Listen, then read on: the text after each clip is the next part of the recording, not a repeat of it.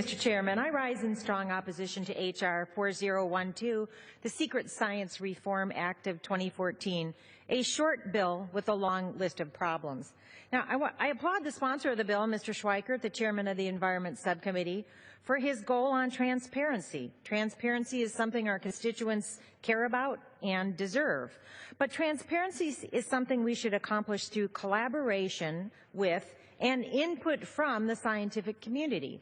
This bill, unfortunately, passed out of the Science Committee on a party line vote and is opposed, for good reason, by research institutions and scientists from across the country.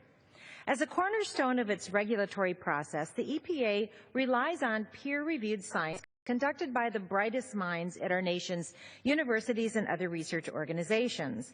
The EPA already publicly discloses the studies that support regulatory action.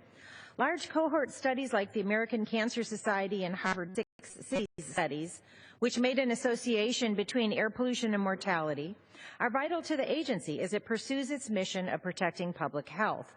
These studies that were peer-reviewed have, since they were conducted, been subject to reanalysis with their findings confirmed. This Secret Science Reform Act, which looks simple on its face, will actually encumber, if not eradicate, the EPA's ability to perform its most fundamental duty, protecting Americans from significant risks to human health and the environment.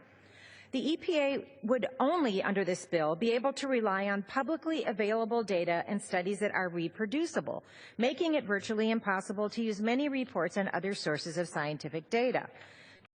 I want to add that this act also perpetuates the incorrect notion that the science relied on by the EPA is somehow hidden. It's not.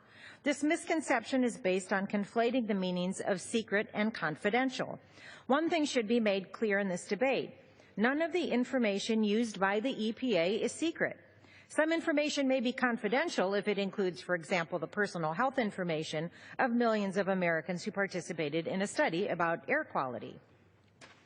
Finally, another concern about this act is that it attempts to block access to good science, in part because the Science Committee majority has not been able to obtain data it requested through a subpoena, data containing the personal health information of millions of Americans that was part of the Harvard 6 and American Cancer studies. The EPA responded to that subpoena with all of the information in its possession that it was legally authorized to provide. Boxes and boxes and stacks of data and information, and apparently that was not enough. Now the Secret Science Reform Act is going farther, with chilling consequences for the EPA and for every American who deserves to enjoy clean air and clean water. Let's bring back common sense. Using the personal health information of Americans as a bargaining chip is unacceptable. I strongly urge my colleagues on both sides of the aisle to oppose this legislation. Let's go back to the drawing board, work collaboratively to make this a better bill, and let the EPA go back to protecting the public health of Americans. Thank you, Mr. Chairman. I yield back. The gentleman's time has expired.